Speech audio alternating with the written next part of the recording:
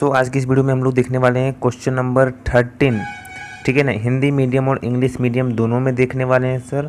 पहले हम लोग हिंदी मीडियम में देखेंगे और उसके बाद इंग्लिश में देखेंगे। ठीक है, चलिए देखते हैं। सबसे पहले पहला क्वेश्चन है हमारा है, विक्रय अनुबंध से आप क्या समझते हैं, इसके तत्व क्या हैं और विक्रय को विक्रय अनुबंध से कैसे अलग किया जाता है। चलिए गेट माय पॉइंट और नॉट, हिंदी में देखते हैं सर। उत्तर लिखेंगे यहाँ से, बिक्री और बेचने का समझौता। माल की बिक्री का अनुबंध एक ऐसा अनुबंध होता है जिसके तहत विक्रेता माल में संपत्ति को खरीदार की को कीमत के बदले हस्तांतरित करता है या हस्तांतरित करने के लिए सहमत होता है।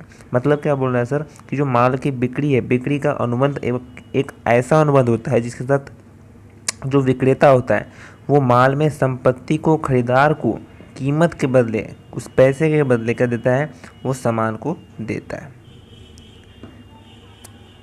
एक हिस्से मालिक और दूसरे हिस्से के मालिक के बीच बिक्री का अनुबंध हो सकता है। बिक्री का अनुबंध पूर्ण या सशक्त सशर्त हो सकता है। ठीक है, तो सबसे पहले दोस्तों विक्रय अनुबंध से आप क्या समझते हैं उसका हम लोग आंसर यहाँ पर बता रहे हैं। ठीक है, इसमें 3 क्वेश्चन दिए हैं। विक्रय अनुबंध से आप क्या समझते हैं, इसके तत्व क्या है और विक्रय को विक्रय अनुबंध से कैसे अलग करते हैं। तीनों क्वेश्चन, इसमें 3 क्वेश्चन घुसे हुए हैं, तो तीनों क्वेश्चन का जवाब देना पड़ेगा, तब जाकर 20 में 20 मिलेंगे। बच्चे बोलते हैं सर 20 में 20 नहीं मिलता है, आप पूरा क्वेश्चन का जवाब दोगे नहीं तो 20 मिलेगा कहाँ से। तो तीनों क्वेश्चन का जवाब देना पड़ेगा। तो पहला क्वेश्चन का जवाब अभी दिया जा रहा है। दूसरा है, बिक्री का अनुबंध पूर्ण या सशर्त हो सकता है, और जहाँ बिक्री के अनुबंध के तहत माल में संपत्ति का हस्तांतरण विक्रेता या से खरीदार को किया जाता है उसे अनुबंध को बिक्री कहा जाता है। लेकिन जहां माल में संपत्ति का हस्तांतरण भविष्य के समय में या कुछ शर्तों के अधीन होता है, उसके बाद पूरा होने वाले अनुबंध को बेचने का समझौता कहा जाता है। समझ रहे बात हो सर। उसके बाद देखते हैं, बोल रहा है बेचने का जो समझौता होता है, बेचने का समझौता तब बिक्री बन जाता है जब समय बीत जाता है या शर्तें पूरी हो जाती हैं जिसके अधीन माल में मौजूद संपत्ति को हस्तांतरित किया जाता है।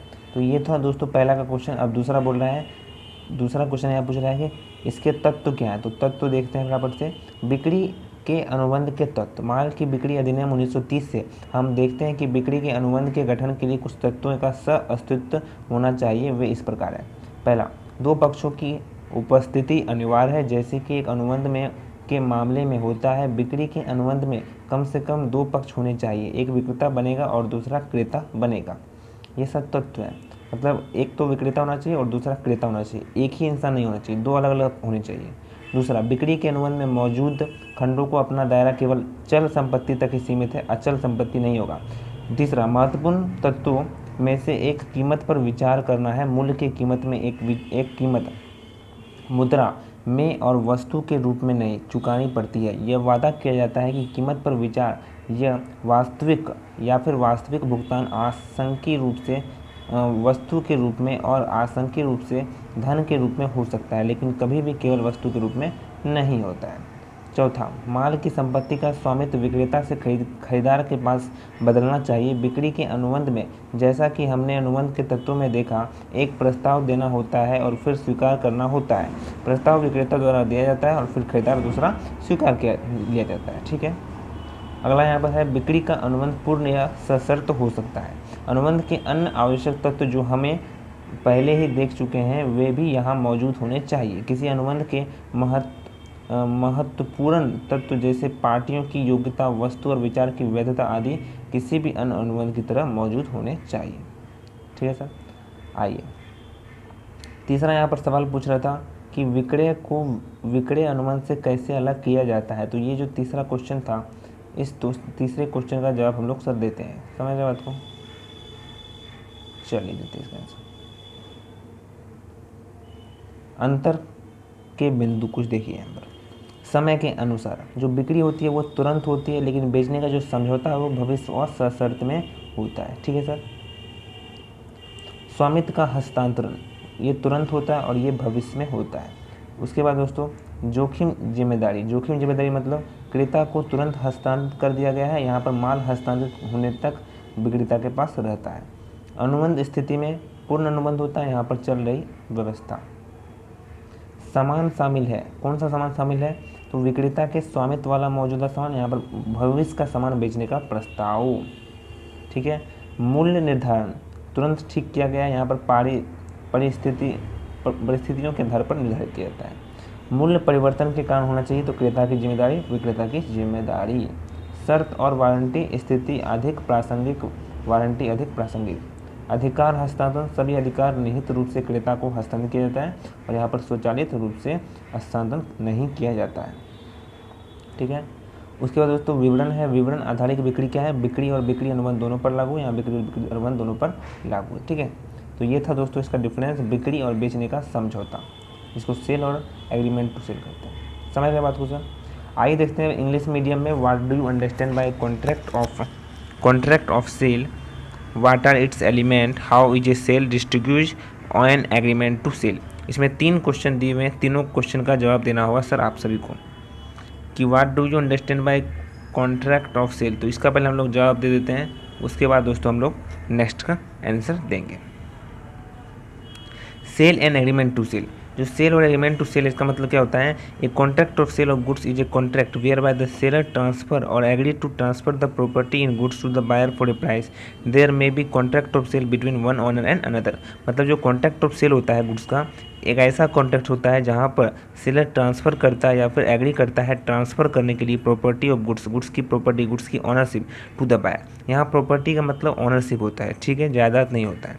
There may be contract of sale between one part owner and another, मतलब एक पार्ट ओनर होता है और दूसरे से, मतलब एक से भी हो सकता है और दो आदमी से भी हो सकता है।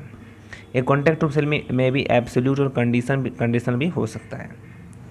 Where under a contract of sale the property in the goods is transfer, जो प्रॉपर्टी होता है गुड्स का उसको ट्रांसफर किया जाता है from seller to the buyer, जो contract is called sale. But where the transfer of the property, जहाँ ट्रांसफर किया जा रहा है प्रॉपर्टी को गुड्स में, is to take place at the future time या फिर subject to some condition there after to be fulfil, the contract is called an agreement to sale. उसके बाद बात करते हैं an agreement. Agreement to sale क्या होता है? An agreement to sale become a sale. Agreement to sale become बनता है, मतलब एग्रीमेंट टू सेल अगर करोगे तो वो जाकर सेल बनता है जब टाइम इलैप्स होता है या फिर कंडीशन फुलफिल होता है, subject to the with the property in the goods is transfer. अब दूसरा एलिमेंट देखते हैं। दूसरा हमारा जो क्वेश्चन पूछ रहा था व्हाट आर इट्स एलिमेंट, तो एलिमेंट का आंसर भी लिखना होगा, तब जाकर पूरा मार्क्स हमें मिलेगा। From the sale of goods act 1930 we see that element must coexist for a contract of sale to constitute there as follow. पहला है the presence of two party is a must, जो presence of दो party होना चाहिए, एक buyer और एक दूसरा सेलर। दूसरा the clause there in present in the contract of sale must limit their scope to only the movable property, और ये जो मूवेबल प्रॉपर्टी है may constitute existing goods in the possession of the ownership of the seller of future goods. तीसरा one of the important element is a consideration of price है, और जो price in value has to be pay करना होगा और promise करना होगा। The price consideration और the actual payment could be partly in kind में होगा या फिर पार्सली इन मनी में, but never in kind. Kind में नहीं होगा, मतलब आधा पैसा में और आधा मनी में, आधा कुछ सामान में। मान के चलो 5,000 रुपया मुझे देना था, कोई गुड्स खरीदा मैंने, मान के चलो मैंने ये वाला फ़ोन खरीदा, ठीक है, मैंने फ़ोन खरीदा, वो फ़ोन कितने का है सर? 5,000 रुपीज़ का है। तो मैंने क्या किया 2,500 का मैंने कुछ सामान दे दिया और 2,500 रुपया दे दिया, तो क्या सर ये माना जाएगा सेल? हाँ सर माना जाएगा। लेकिन केवल व केवल मैं फ़ोन के बदले फ़ोन दे रहा हूँ, मतलब क्या फ़ोन के बदले फ़ोन दे रहे हैं, एक्सचेंज कर रहे हैं, तो वो माना जाएगा क्या? नहीं। यही बोल रहे हैं यहाँ पर कि जो प्राइस कंसिडरेशन होना चाहिए वो पार्सली इन काइंड हो और पार्सली इन मनी हो, लेकिन पूरा का पूरा काइंड में नहीं होना चाहिए, नहीं होना चाहिए। समझ रहे बात को? चौथा बोल रहा है the ownership of the property of the goods must change from the seller to the buyer. जो प्रॉपर्टी गुड्स का जो प्रॉपर्टी है उसका जो ओनरशिप है वो क्या होना चाहिए? सेलर से बायर में होना चाहिए। In the contract of sale like we saw in the element of a contract an offer has to be made and then accepted, the offer is made by seller and then accepted by the buyer.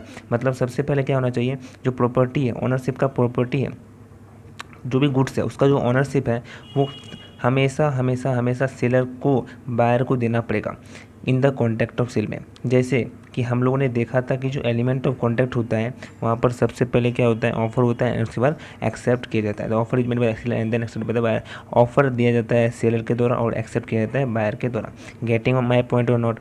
उसके बाद दोस्तों बात करते हैं contact of sale must be may be absolute और conditional. जो contact of sale होता है वो कंडीशनल भी हो सकता है और एब्सोल्यूट भी हो सकता है। उसके बाद हम लोगों ने देखा तो अदर एलिमेंट भी देखा कि we have already see must also भी present here the crucial element of a contact. Crucial element क्या है, जैसे competency of party, the legality of objects and consideration etc have present like in any other contact. उसके बाद दोस्तों हम लोग difference देखते हैं सेल और एग्रीमेंट टू सेल में। सेल और एग्रीमेंट टू सेल में डिफरेंस क्या है, तो यहाँ पर दोस्तों ये जो लिखा हुआ है ना, ये बेसिक लिखा हुआ है, ये लिखा हुआ है बेसिक, मतलब इसके बेसिस पर डिफरेंस बताया गया है। Getting my point not. Timing के बेसिस पर, मतलब सेल इमीडिएट होता है और agreement to sale future condition होता है। ट्रांसफर ऑफ ओनरशिप में इमीडिएट होता है और फ्यूचर होता है। रिस्क रिस्पॉन्सिबिलिटी में ट्रांसफ़र टू बायर तुरंत होता है, यहाँ पर समय लगता है। कॉन्ट्रैक्ट स्टेटस में यहाँ पर कंप्लीट होता है, यहाँ पर ओरिजिन अरेंजमेंट होता है। गुड्स इन्वॉल्व, यहाँ पर existing goods on by the seller, यहाँ पर फ्यूचर के गुड्स के बारे में बात किया जा रहा है। प्राइस डिटर्मिनेशन में यहाँ फिक्स होता है, यहाँ पर बेसिक डिटरमाइन किया जाता है क्योंकि उसमें गुड्स होता ही नहीं है। फ्यूचर का गुड्स के बारे में बात यहाँ पर किया जा रहा था इस वाले में। Loss due to price change, मतलब अगर लॉस होता है तो बायर रिस्पॉन्सिबिलिटी होगा, यहाँ पर सेलर रिस्पॉन्सिबिलिटी होगा। कंडीशन वारंटी, यहाँ पर कंडीशन रिलीवेंट होगा, यहाँ पर वारंटी रिलीवेंट होगा। राइट ट्रांसफ़र की बात की जाए तो जो राइट है इमीडिएट ट्रांसफर बायर के पास चला जाएगा, यहाँ पर कोई ऑटोमेटिक ट्रांसफर नहीं होगा। डिस्क्रिप्शन बेस्ड सेल के बारे में बात की जाए तो applicable to both sale and agreement to sale applicable है, यहाँ पर applicable to both sale and agreement to sale भी है। आई होप दोस्तों समझ गए आप लोग एक बात जान लीजिए कि जो क्वेश्चन है उसको ध्यान से पढ़िए। इसमें कितने क्वेश्चन आंसर थे, पहला क्वेश्चन था ये, 1 क्वेश्चन ये है और दूसरा ये है और तीसरा ये, मतलब what do you understand by contract of sale पहला क्वेश्चन है, उसको पूरा जवाब देना पड़ेगा। व्हाट आर इट्स एलिमेंट दूसरा क्वेश्चन है और what is the sale distribute from an agreement to sale, ये पूरा का पूरा आपको जवाब देना पड़ेगा, तब जाकर आपको 20/20 मिलेगा। दोस्तों कितना मिलेगा सर, 20/20 मिलेगा, पूरा मिलेगा। सर अभी तक आप हमारे चैनल को सब्सक्राइब नहीं किए तो चैनल को करना है सब्सक्राइब। ये जो PDF दिख रहा है आपको, ये हम मिलेगा हमारे टेलीग्राम चैनल पर, तो लिंक डिस्क्रिप्शन में दिया है, जल्दी से जाओ और इस PDF को डाउनलोड कर सकते हो। सर प्लीज़ जल्दी से जाइए, इस PDF को डाउनलोड कीजिए हमारे टेलीग्राम चैनल पर। सर टेलीग्राम चैनल कौन सा है आपका, लिंक डिस्क्रिप्शन में दिया है, जाओ ज्वाइन हो जाओ, Vaibhav commerce classes. Thank you so much.